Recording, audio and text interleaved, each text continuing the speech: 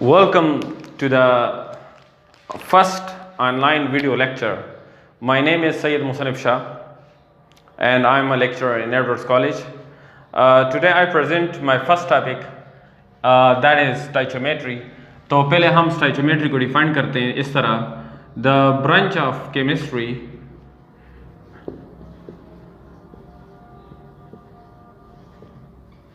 in which we study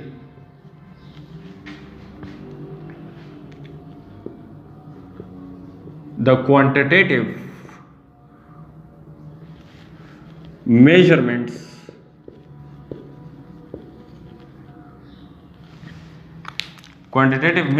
of reactants and products in a balanced chemical equation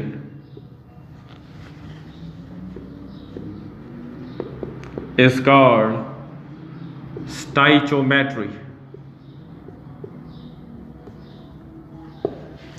Remember, stoichio mean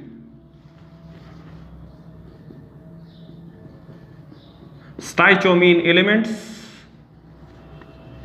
and metry mean measurements.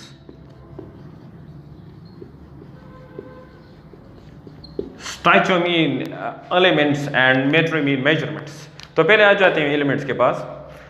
तो हमारे पास substance है, substance हम general matter को कहते हैं, जिनका एटॉमिक नंबर सेम हो और different, having matter having same और different atoms is called substance. इस सब्सटेंस के दो टाइप्स है। एक टाइप हमारे पास है एलिमेंट्स और एक टाइप हमारे पास है कंपाउंड्स। एलिमेंट्स वो मैटर है, the matter which have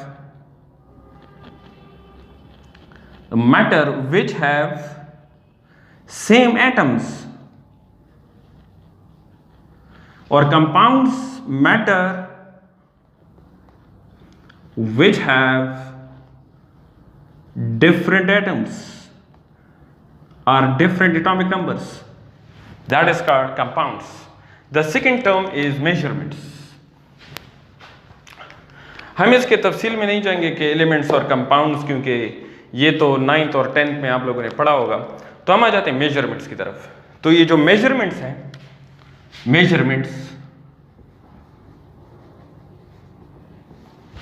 measurements actually the comparison of a known thing with an unknown thing. Measurements is actually the comparison of a standard thing with an unknown thing. Suppose, पहले मैं एक general मिसाल दे दूं। Suppose मेरा जो height है वो है 6 feet. This height is known to me, so this is standard, and the height of the door is unknown to me. तो मैं इस तरह कर रहा हूं कि मैं हाइट ऑफ द डोर जो कि अननोन है और मेरा हाइट जो नोन है, उन दोनों को मैं कंपेयर कर रहा हूं। तो मैं डोर के साथ खड़ा हुआ, जब डोर के साथ खड़ा हुआ तो मेरा हाइट यहां तक आ गया। जब ये मेरा हाइट यहां तक आ गया तो यहां तक इसका हाइट हुआ 6 फीट, और इसके साथ ये थोड़ा मिला को तो 6.4 या 6.5 फीट इसका हाइट मालूम हुआ। तो measurements is actually the comparison of a standard thing with an unknown thing. तो इन दोनों के कंपैरिजन को हम कहते हैं मेजरमेंट्स। खैर, मेजरमेंट्स की तफसील में मैं नहीं जाऊंगा, एक जनरल मिसाल ले लेता हूं। हम मेजरमेंट्स के लिए पहले चूज करते हैं standard. First we have to choose the standard. तो पहले हम स्टैंडर्ड को चूज करते हैं। तो मेजरमेंट्स केमिस्ट्री में हम स्टैंडर्ड चूज करते हैं कार्बन 12 को हम स्टैंडर्ड चूज करते हैं, और क्यों चूज करते हैं वो इसके बाद बताऊंगा।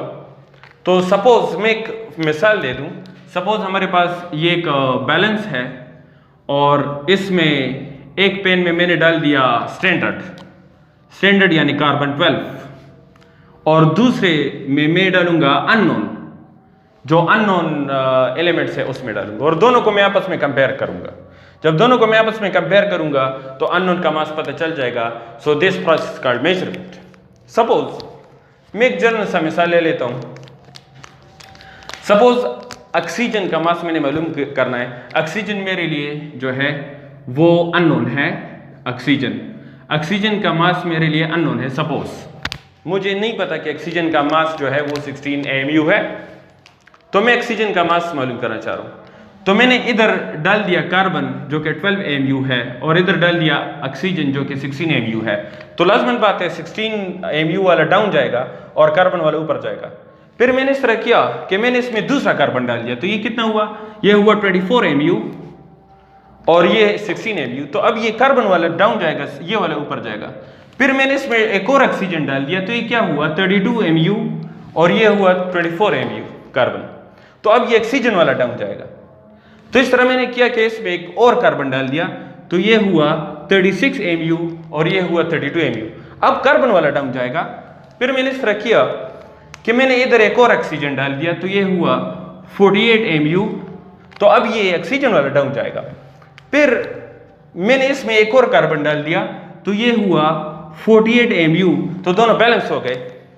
जब दोनों बैलेंस हो गए तो मुझे ये पता चला कि इधर मैंने 4 कार्बन डाले हैं, 4 कार्बन एटम्स, और इधर मैंने 3 ऑक्सीजन एटम्स डाले हैं। तो इसका ये मतलब है कि 3 oxygen atom is equal to 4 units of carbon atoms. तो अगर मैंने इस तरह किया कि मैंने 3 को डिवाइड किया बोथ साइड, तो 1 oxygen atom is equal to 4/3 into carbon atom. और कार्बन एटम का मास हमें पता है वो है 12 AMU। तो 3 और 12 कैंसिल हो जाएगी, आ जाएगा 16 AMU। तो ऑक्सीजन का मास पता चल गया 16 AMU। तो एक्चुअली ये जो मेजरमेंट्स हम करते हैं ये कंपैरिजन से करते हैं और कंपैरिजन से पता चल जाएगा कि अननोन का मास कितना है। तो सपोज इस तरह हमने ऑक्सीजन का मास मालूम कर दिया, वो आया 16 AMU।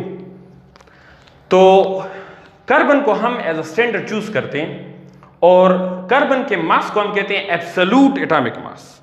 कार्बन के मास को कहते हैं एब्सोल्यूट एटॉमिक मास। और बाकी सारे जो एलिमेंट्स हैं वो हमने मालूम किए हुए atomic masses bye comparison with the carbon. Carbon के साथ हमने इनको कंपेयर किया हुआ है, तो हमने इसके एटॉमिक मास मालूम किए। तो इसलिए इनके मासेस को कहते हैं रिलेटिव एटॉमिक मास। हाइड्रोजन का मास हो, सोडियम का मास हो, मैग्नीशियम का मास हो, जितने भी एलिमेंट्स हो, उन सारे एलिमेंट्स के जो मासेस हैं उनको हम कहते हैं रिलेटिव एटॉमिक मासेस, क्योंकि इनको हमने कंपेयर किया हुआ है विद कार्बन। और कार्बन को हमने एज अ स्टैंडर्ड चूज किया हुआ है। एज अ स्टैंडर्ड क्यों चूज किया है? Why carbon 12 is a standard? Why carbon 12 is taken as a standard? So remember, आप लोगों ने फिजिक्स में भी पढ़ा होगा कि हम स्टैंडर्ड उसको चूज करते हैं जो स्मॉलेस्ट स्टैंडर्ड हो। तो कार्बन को हमने क्यों स्टैंडर्ड यूज किया है? तो फर्स्ट आंसर इसका फिजिक्स दे रहा है कि ये जब भी एलिमेंट्स डिस्कवर हुए तो इसमें कार्बन सबसे लाइटेस्ट था और नॉन था, तो इसलिए कार्बन को स्टैंडर्ड लिया। लेकिन ये केमिस्ट्री में इसका रीजन ये है कि कार्बन का जो एबंडेंस है, वो नेचर में 99% है कार्बन का। और हमारे पास मोर ऑर्गेनिक कंपाउंड्स हैं हमारे नेचर में, मोर ऑर्गेनिक कंपाउंड्स हैं इन आवर नेचर। और आप लोग ऑर्गेनिक कंपाउंड्स को जानते हैं। ऑर्गेनिक कंपाउंड्स का मतलब है कि जिनमें कार्बन और हाइड्रोजन हो। तो तकरीबन हमारे पास हमारे नेचर में 16 मिलियन जो है वो ऑर्गेनिक कंपाउंड्स हैं। 16 मिलियन ऑर्गेनिक कंपाउंड्स हैं। और जो ऑर्गेनिक कंपाउंड्स के अलावा जो है वो तकरीबन less than other compounds are less than 1 million, जो अदर है वो 1 मिलियन से कम है, और जो ऑर्गेनिक है वो 16 मिलियन है। दूसरी बात, ये जो कार्बन 12 है it is the more stable isotope, more stable isotope. आप लोगों ने स्पेशली रिपीटर्स ने पढ़ा होगा सेकेंड ईयर फिजिक्स में, फ्यूजन एक टॉपिक है जिसमें कार्बन 12 बन जाता है तो कार्बन 12 जो है वो स्टेबल हो जाता है, तो वो जो फ्यूजन रिएक्शन है वो स्टॉप हो जाता है।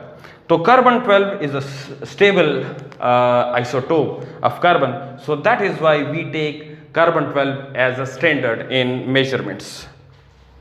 अब हम आ जाते हैं, ये तो सारी की सारी बातें मैंने की मेजरमेंट्स की, और मेजरमेंट्स में मैंने बताया कि मेजरमेंट असल में कंपैरिजन है of a known thing with an unknown thing, और नोन थिंग हमने क्या लिया, कार्बन लिया। अब हम आ जाते हैं, हम रिलेशन डिस्कवर करते हैं between the relative atomic mass and the kilogram या ग्राम, इनके दरमियान हम रिलेशन स्टडी करते हैं।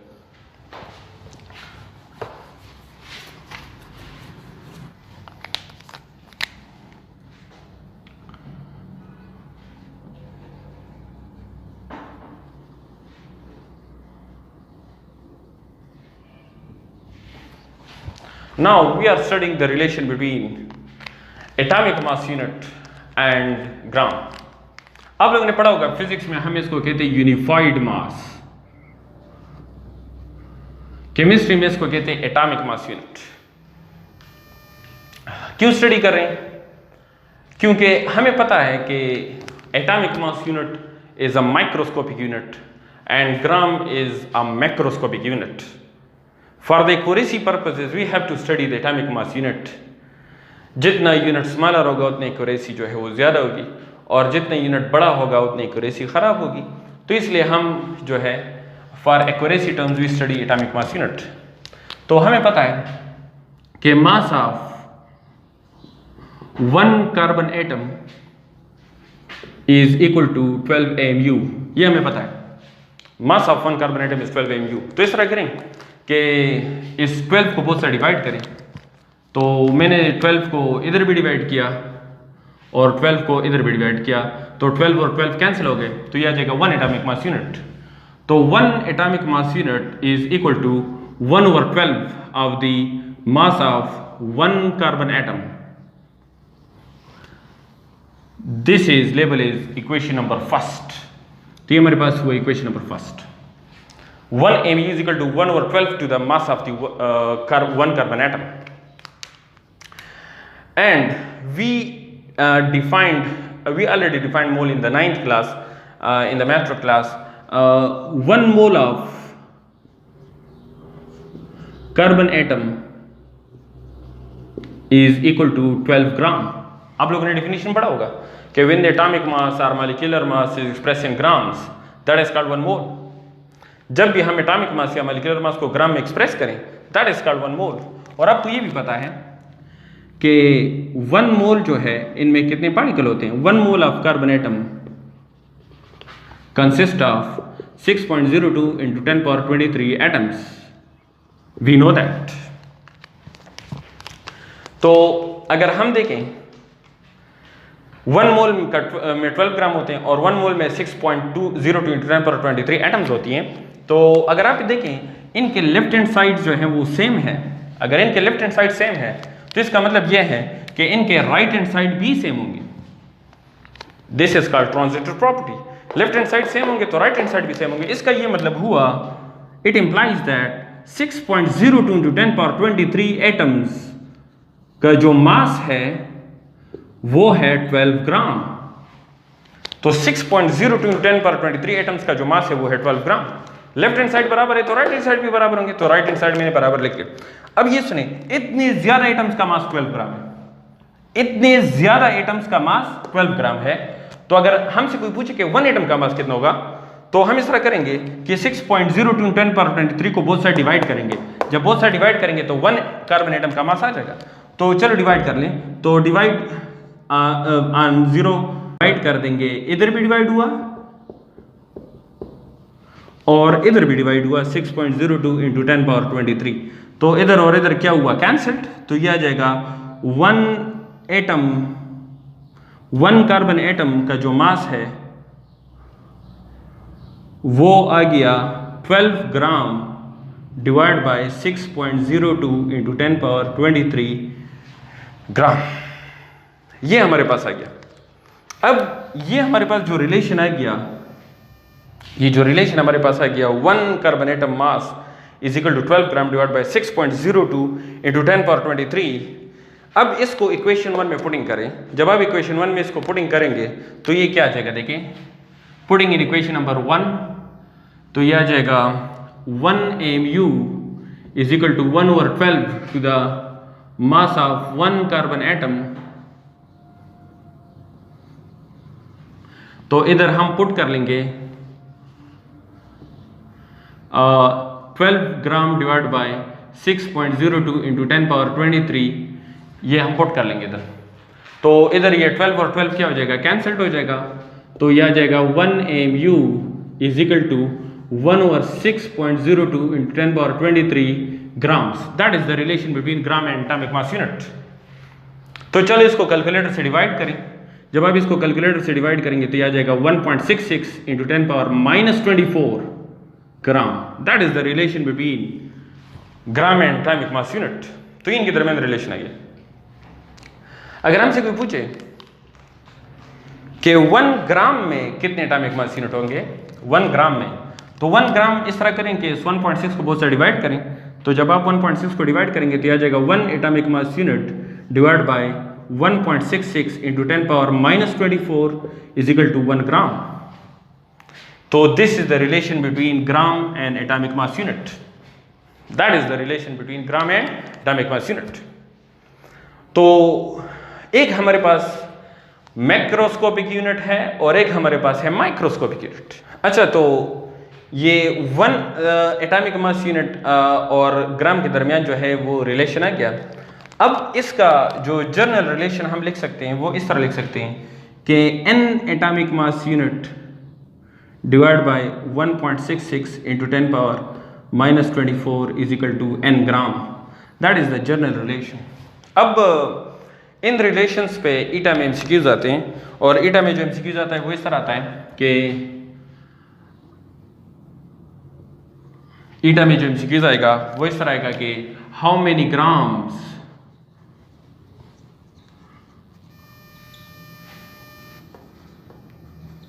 are there in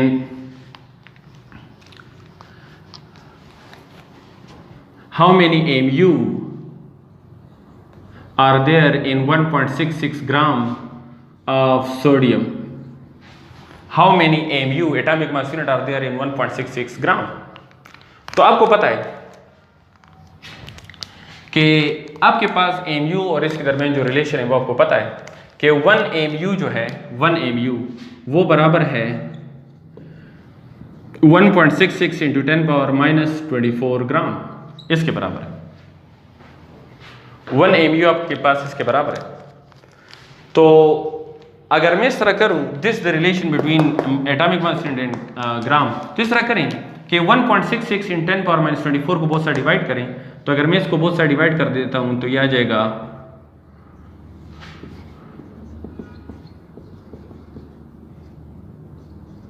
ये और ये कैंसिल हो जाएगा। तो यह आ जाएगा 1 gram is equal to 1 atomic mass unit divide by 1.66 into 10 power -24। तो इधर कितना ग्राम गिवन है 1.66 ग्राम गिवन है और ये 1 ग्राम पता है। तो ये तो आसान सी बात हुई, जब 1 ग्राम पता है तो 1.66 ग्राम का भी पता होगा, तो मल्टीप्लाई करेंगे 1.66 ऑन बोथ साइड। तो 1.66 को इधर भी मल्टीप्लाई किया और 1.66 को इधर भी मल्टीप्लाई किया, तो ये आ जाएगा 1.66 इंटू 10 पावर -24। तो ये 1.66 कैंसिल हो जाएगा, तो ये आ जाएगा 10 पावर 24 mu। तो ईटा में इस पे इस तरह के एमसीक्यूज आते हैं कि how many mu are there in 1.66 grams.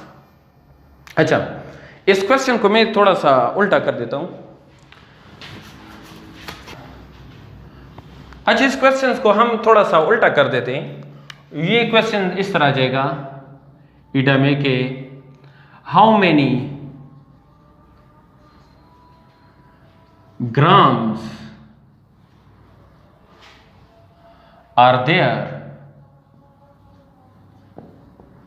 in 100 AMU of sodium. अगर ये क्वेश्चन को मैं थोड़ा सा उल्टा कर देता हूँ तो how many grams are there in 100 AMU, तो हमें रिलेशन पता है कि 1 AMU में कितने ग्राम होते हैं, तो पहले तो वो रिलेशन लिख लें। 1 AMU में होते हैं 1.66 into 10 power minus 24 gram, that is the relation between atomic mass unit and gram. और यहाँ पर जो क्वेश्चन है वो है 100 AMU का, तो हमें जो रिलेशन पता है 1 AMU का और 100 का मांग रहे हैं, तो 100 को बोथ साइड मल्टीप्लाई करें, तो ये जो 100 है इनको बोथ साइड मल्टीप्लाई करें तो ये आ जाएगा 100 multiplied by 1 AMU is equal to 100 multiplied by 1.66 into 10 power minus 24 gram. तो मैंने 100 को बोथ साइड मल्टीप्लाई किया तो ये आ जाएगा 100 AMU is equal to 1.66 into 10 power minus 22 gram, that is the answer. तो इसका आंसर आ जाएगा। अब इस क्वेश्चन को हम थोड़ा सा ईटा में और चेंज कर देते हैं कि अगर क्वेश्चन थोड़ा सा चेंज आया, how many atoms, number of atoms are there in 100 AMU of helium atom. How many atoms are there in 100 AMU of helium atom? As we know that mass of one helium atom is equal to 4 AMU. We know that mass of one helium atom is 4 AMU. So here if we multiply 4 on both sides we will get, if we divide 4 on both sides we will get 1 AMU is equal to 1 over 4 to the mass of one helium atom. So here the given value is 100 AMU, so multiplied it on both sides, so we will get, so 100 multiply 100 on both sides, so 100 AMU will be equal to 100 divided by 4 helium atoms, so it will be 25 helium atoms.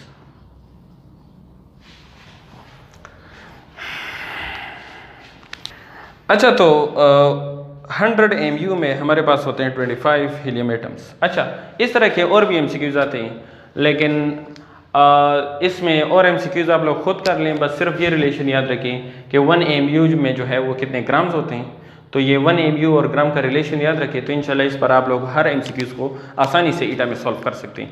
अच्छा, wish you best of luck. तो बाकी जो है videos में इंशाल्लाह next lecture में upload करूंगा जिसमें मोल कंसेप्ट होगा, तो मोल कंसेप्ट इंशाल्लाह नेक्स्ट वीडियो लेक्चर में मैं इंशाल्लाह एक्सप्लेन करूंगा। Thank you.